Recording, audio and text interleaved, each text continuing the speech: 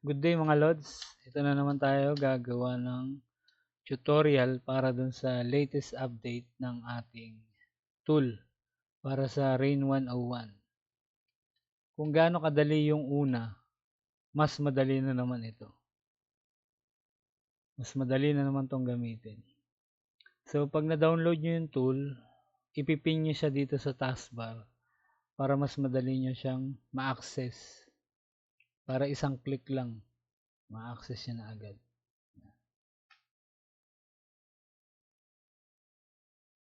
So, syempre, open natin yung browser. Make sure nyo lang na naka-clear yung cache at data. So, pupunta lang kayo dito sa yung tatlong buttons na yon. Tapos, punta kayo sa settings. Tapos, i-type nyo lang dyan sa search settings yung history. Tapos, sa privacy and security, ito, delete browser history. So, check nyo lahat yan. Tapos, naka-click dapat tong all time. Tapos, delete data. So, ayan na. Make sure nyo na na-access na yung IP address ng modem. So, ayan. Bagong reset yan. So, bagong unbox pala sa kakasana. So, ayan. Hindi pa siya nasi-set up. So, ang una, i-set up muna natin siya, syempre. Dito, kahit anong password na yung ilagay nyo. Pero ang nilalagay ko kasi dyan, yan, para mas madali. So, save. Got it. Tapos, login. Kailangan nyo mag-login dyan. So, ayan. Walang internet. So, ito yung para sa mga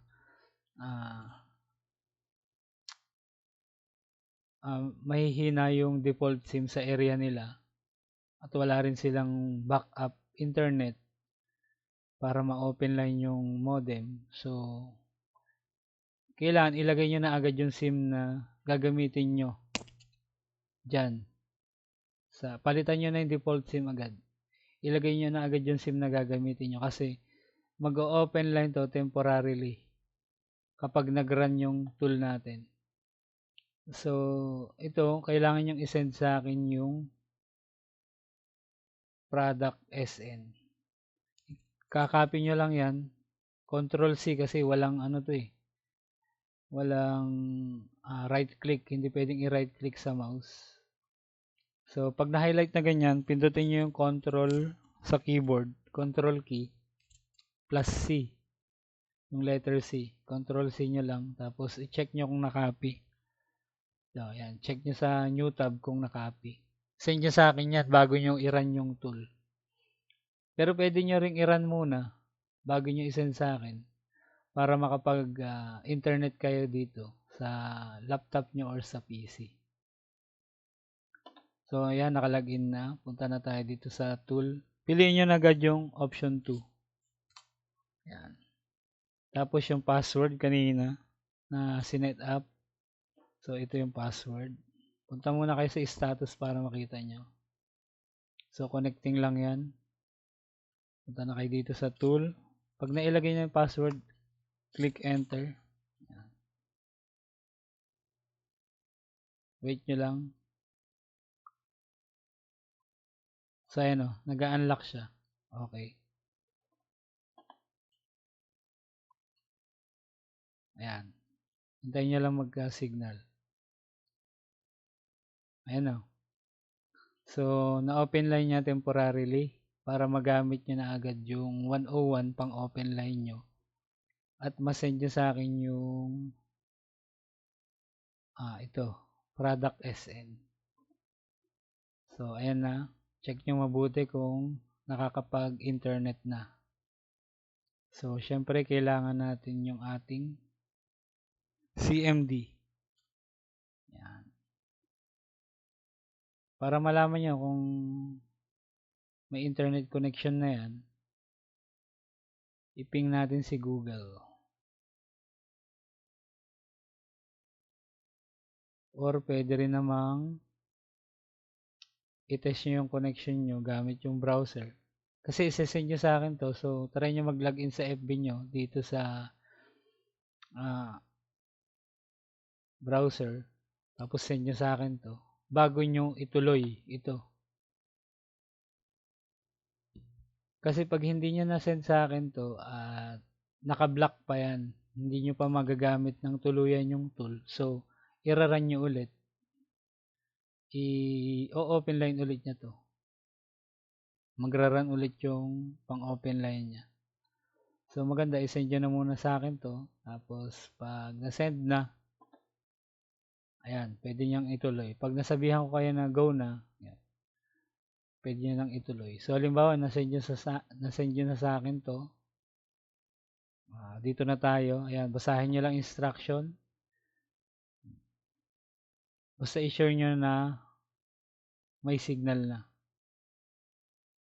So ayan, pag nakakapag-internet na at may go signal na ako, balik kayo dito sa tool.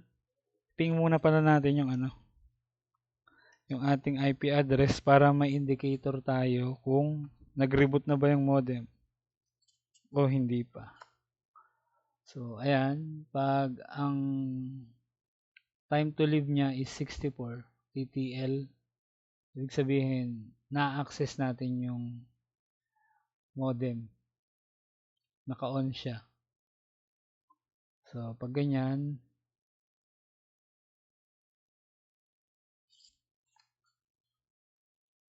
balik na tayo dito sa tool. Ayan. Press enter when ready to continue with validation. So ayan, magva-validate na siya. Press enter lang. Hintayin na lang natin. Ayan, tignan nyo, nagpa 5G na siya. So hintayin lang natin dito. Ayan. So safe na safe tong pag-update na to. Walang ka-brick-brick yan. As in, wala. Sobrang safe ng pag-update na yan. Tested na yan. Kahit hugutin mo bigla yung router, mag-off. Walang problema. So yan, hintayin lang natin. Preparing. Tapos makikita natin dito sa ping. Yan. Masyadong mababa. So ayan. Ayun na. Pag nag-no internet na yan, magre-reboot na yan. Ayun. Tapos, ganun lang siya kadali. Tapos magta-time out na dyan. So, ayun na.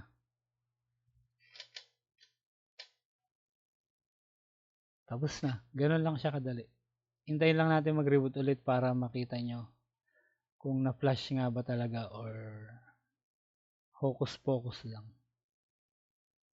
So, ayan. Time out. Time out. Hintayin lang natin mag 64 ulit yung time to live niya.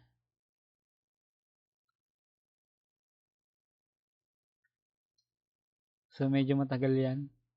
Okay, may inip pa.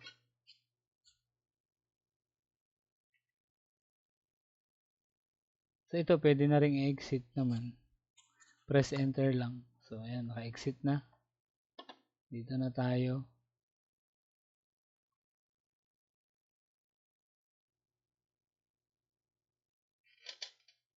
So, ayun, nag-64 na.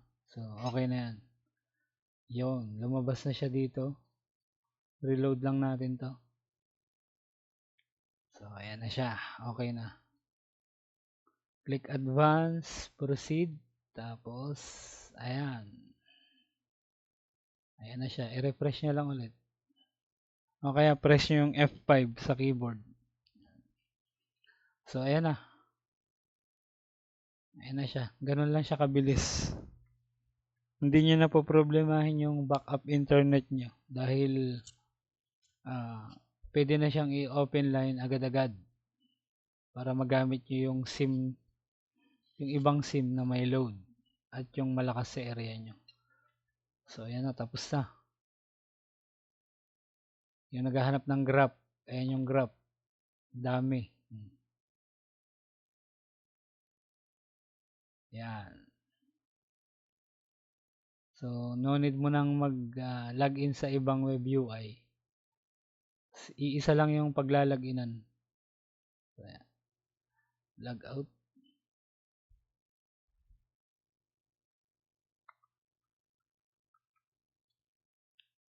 Tapos login. Ganun lang. Mag-open na agad yan. Boom.